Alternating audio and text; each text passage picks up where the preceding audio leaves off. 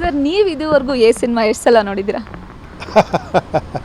ನಾನು ಒಂದು ಲಕ್ಷ ಸತಿ ನೋಡಿರ್ಬೋದು. ಅಂದರೆ ನಾನು ವರ್ಕ್ ಮಾಡ್ಬೇಕಾದ್ರೆ ಒಂದು ಶಾರ್ಟ್ ತೆಗೆದಾಗ ನೋಡೋರು ಎಡಿಟಿಂಗಲ್ಲೇ 1000 ಸತಿ ನೋಡಿರ್ತೀವಿ, ರೀರೆಕಾರ್ಡಿಂಗಲ್ಲಿ ನೋಡಿರ್ತೀವಿ, ಡಬ್ಬಿಂಗಲ್ಲಿ ನೋಡಿರ್ತೀವಿ, ಪ್ರೊಜೆಕ್ಷನ್ ನೋಡಿರ್ತೀವಿ, ಕರೆಕ್ಷನ್ ನೋಡಿರ್ತೀವಿ. ಅದು ನಂಬರ್ ಆಫ್ ಟೈಮ್ಸ್ ಇರೋದು, ಹೇಳೋಕ್ಕೆ ಆಗಲ್ಲ. ಅದನ್ನು ಯಾವುದೇ ಒಂದು ಸಿನಿಮಾ ಮೇಕರ್ಸು ತುಂಬ ಸತಿ ನೋಡಿರ್ತಾರೆ. ಸರ್ ಇವಾಗ ಸಿನಿಮಾ ಜೊತೆಗೇನೆ ನಮ್ಮ ಸಾಹಸ ಸಿಂಹ ವಿಷ್ಣುವರ್ಧನ್ ಸರ್ದು ಕೃಷ್ಣ ನೀ ಬೇಗನೆ ಬಾರೋ ಅದೇ ದಿನ ರಿಲೀಸ್ ಆಗ್ತಿರೋದು. ನಿಮ್ದು ಅವ್ರದ್ದು ಬರ್ಡೇ ಒಂದೇ ದಿನ. ಫಸ್ಟ್ ಟೈಮ್ ನಿಮ್ಮಿಬ್ರು ಸಿನಿಮಾ ಕೂಡ ಒಟ್ಟಿಗೆ ರಿಲೀಸ್ ಆಗ್ತಿದೆ, ಅದ್ರ ಬಗ್ಗೆ. ಸೂಪರ್. ಆ್ಯಕ್ಚುಲಿ ನಾನು ಭಾಳ ದೊಡ್ಡ ಅಭಿಮಾನಿ ಅವ್ರಿಗೆ. ಅವ್ರ ಜೊತೆ ಒಂದೇ ಒಂದು ಸಿನಿಮಾ ಮಾಡಬೇಕು ಅಂತ ಆಸೆ ಇತ್ತು.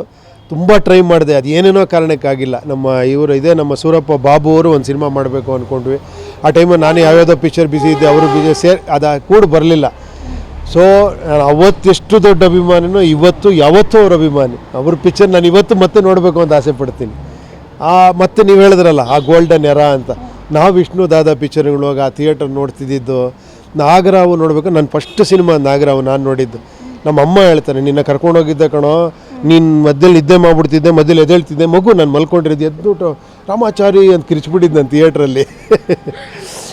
ಸೊ ಅವ್ರು ಇವಾಗಲೂ ಹೇಳ್ತಾರೆ, ನನಗೆ ಇವಾಗಲೂ ಆ ಜ್ಞಾಪಕ ಏನೋ ಇದರಲ್ಲಿ ಆ ಚಪ್ಪಲಿ ಉರುಳುತ್ತೆ, ಚಾಮಯ್ಯ ಅಷ್ಟು ಉರುಳ್ತಾ ಬೀಳ್ತಾರಲ್ಲ ನಾಗರಾವು, ಅದು ಇವತ್ತಿಗೂ ನಂಗೆ ಸಣ್ಣ ಅಸ್ಪಷ್ಟವಾಗಿ ಇವತ್ತು ಆ ಚಿಕ್ಕ ವಯಸ್ಸು ನೋಡೋ ಜ್ಞಾಪಕ ಇದೆ. ನಿಮ್ಮ ವಿಷ್ಣು ಸರ್ ಒಡನಾಟ, ನೀವು ಭೇಟಿ ಮಾಡಿದ್ದು ಆ ದಿನಗಳು, ನೀವು ಇಂಡಸ್ಟ್ರಿಯಲ್ಲಿದ್ರಿ. ಹೌದು, ನಾನು ಯಾವತ್ತೂ ಅವ್ರ ಜೊತೆ ಹೋಗಿದ್ರು. ನಾನು ಯಾವತ್ತೂ ನಾನು ಅವ್ರ ಜೊತೆ ಆರ್ಟಿಸ್ಟು, ನಾನು ಆ್ಯಕ್ಟ್ರು, ನನಗೆ ಯಾವತ್ತೂ ಅದು ಬರ್ತಾನೆ ಇರಲಿಲ್ಲ. ನನಗೆ ಯಾವತ್ತೂ ಅವ್ರ ಅಭಿಮಾನಿಯಾಗಿ ಹೋಗ್ತಿದ್ದೆ. ಅವ್ರ ಜೊತೆ ಹೋಗಿ ತುಂಬ ಟೈಮ್ ಪಾಸ್ ಮಾಡ್ತಿದ್ದೆ. ಅಣ್ಣವ್ರ ಜೊತೆನೂ ಹಂಗೆ, ವಿಷ್ಣು ಸರ್ ಜೊತೆನೂ ಹಂಗೆ, ಅಂಬರೀಷ್ ಅವ್ರ ಜೊತೆನೂ ಹಂಗೆ. ನಾನು ಅವ್ರ 3 ಜನ ಅವ್ರನ್ನ ನಾನು ಯಾವತ್ತೂ ಆರ್ಟಿಸ್ಟು ನನ್ನ ಜೊತೆ ಆ್ಯಕ್ಟ್ ಮಾಡ್ತಾರೆ ಯಾವತ್ತೂ ನಾನು ಅಂದ್ಕೊಂಡೇ ಇಲ್ಲ.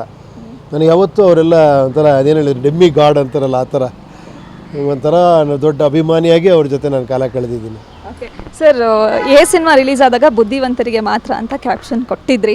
ಸೊ ಆಗ ಸಿನಿಮಾ ನೋಡಿದವರು, ಫ್ಯಾನ್ಸ್ ಆಗಲಿ ಯಾರಾದರೂ ನಿಮಗೆ ಫೋನ್ ಮಾಡಿದ್ದು ಅಥವಾ ನಿಮ್ಮ ಫ್ರೆಂಡ್ ಸರ್ಕಲಲ್ಲಿ ಫೋನ್ ಮಾಡಿ ಏನು ಈ ಥರ ಸಿನಿಮಾ ಮಾಡಿದ್ಯಾ, ನಂಗೆ ಅರ್ಥ ಆಗ್ತಾ ಇಲ್ಲ, ಇನ್ನೊಂದ್ಸಲ ನೋಡಬೇಕು, ಈ ಥರದ್ದೆಲ್ಲ ಹೇಳಿದ್ದೆಲ್ಲ ನೆನಪಿದೆಯಾ ನಿಮಗೆ? ಇಲ್ಲ, ಅದು ಬಿಫೋರ್ ರಿಲೀಸ್ ತುಂಬ ಜನ ಹೇಳಿದರು. ಬಿಫೋರ್ ರಿಲೀಸ್ ಅಂತೂ ಯಾವ ಥರ ನೆಗೆಟಿವ್ ಇತ್ತು ಅಂದರೆ ಅದು ನೋಡೋಕ್ಕೆ ಸಾಧ್ಯ ಇಲ್ಲ ಅಂತ. ಕೆಲವು ಮಾರ್ಕೆಟ್ ಸರ್ಕಲಲ್ಲಿ ಬರುತ್ತಲ್ಲ. ಆಮೇಲೆ ನನ್ನ ಫ್ರೆಂಡ್ಸ್ಗಳೆಲ್ಲ ಒಂದಷ್ಟು ಜನ ಕೂಡ ಏನಮ್ಮ ಇದು, ಏನಿದು ಪಿಕ್ಚರ್ ಇದು ಅಂತ. ನನಗೆ ಯಾಕೆ ಅಂತ ನಮ್ಮ ಪ್ರೊಡ್ಯೂಸರ್ ಒಂದು ಸತಿ ಕೇಳೇಬಿಟ್ಟು, ಸರ್ ನಾನೊಂದು 50 ಸತಿ ನೋಡಿದ್ದೀನಿ ಸರ್ ಈ ಪಿಕ್ಚರ್ನ, ಜಗನ್ನಾಥ್ ಅಂತ ಒಬ್ಬರಿದ್ದರು. ಸರ್ ನಾನು ಪ್ರತಿ ಸತಿ ನೋಡಿದ್ರಲ್ಲೂ ಚೆನ್ನಾಗಿದೆ ಸರ್, ಯಾಕೆ ಸರ್ ಯಾರೂ ಚೆನ್ನಾಗಿಲ್ಲ ಅಂತಾರೆ ಅಂತ. ಗೊತ್ತಿಲ್ಲ ರೀ, ಅದು ನಾವು ಹೇಳೋಕ್ಕಾಗಲ್ಲ ಅದು ಅಂತ. ಕಾಶಿ ಸರ್ ನೋಡಿದಾಗ ಅವ್ರಿಗೂ ಏನು ಹೇಳೋಕ್ಕೆ ಗೊತ್ತಾಗಿಲ್ಲ. ಹೇಳೋಕ್ಕಾಗಲ್ಲ ಕಣೋ, ಈ ಪಿಕ್ಚರು ಮಾರಿ ಕಣ್ಣು ಓರಿ ಮ್ಯಾಗೆ ಅಂತ ಕಿತ್ಕೊಂಡು ಹೋಗ್ಬಿಡ್ಬೋದು ಇದು ಅಂದರು ಅಷ್ಟೇ ಅವರು ಕರೆಕ್ಟಾಗಿ. ಬಟ್ ಹಿಂಗೆ ಹೇಳಿದ್ರು ಅವ್ರು, ಏನು ಹೇಳೋಕ್ಕಾಗಲ್ಲ ಕಣೋ ಈ ಪಿಕ್ಚರು, ಏನೋ ವಿಚಿತ್ರವಾಗಿದೆ ಇದು ಅಂತ. ಬಟ್ ಎಕ್ಸ್ಪೆಕ್ಟ್ ಮಾಡಿರಲಿಲ್ಲ ನಾವು. ಇದನ್ನು ಒಬ್ಬರು ಜಡ್ಜ್ ಮಾಡಿದ್ದೆ ಅಂದರೆ ಯಶ್ರಾಜ್ ಅಂತ ಡಿಸ್ಟ್ರಿಬ್ಯೂಟ್ರು. ಅವರು ತಗೊಂಡು ರಿಲೀಸ್ 1 ಡೇ ಬಿಫೋರ್ ಹೇಳಿದ್ರು, ನಾನು ನಾಳೆ ಹೇಳಿದ್ರೆ ಚೆನ್ನಾಗಿರಲ್ಲ ಉಪೇಂದ್ರ ಈ ಮಾತನ್ನ, ಇವತ್ತು ನೈಟ್ ಹೇಳಿದ್ರೆ ಇದಕ್ಕೆ ವ್ಯಾಲ್ಯೂ ಈ ಮಾತಿಗೆ, ನಾಳೆ ನೋಡಿ ಈ ಪಿಕ್ಚರ್ ಯಾವ ಲೆವೆಲಿಗೆ ದೊಡ್ಡ ಹಿಟ್ಟಾಗುತ್ತೆ ನೋಡಿ ಅಂತ. ನನಗೆ ಅದೆಲ್ಲ ಗಡಗಡ ಅನ್ನಿಸ್ಬಿಡ್ತು. ಹೆಂಗೆ ಸರ್ ಹೇಳ್ತೀರಾ ನೀವು, ನಾಳೆ ಏನು ಯಾರ ಕೈಲಿ ಹೇಳೋಕ್ಕೆ ಸಾಧ್ಯ, ನಾಳೆ ಈ ಪಿಕ್ಚರ್ ಸೂಪರ್ ಹಿಟ್ ಆಗುತ್ತೆ ಅಂತ.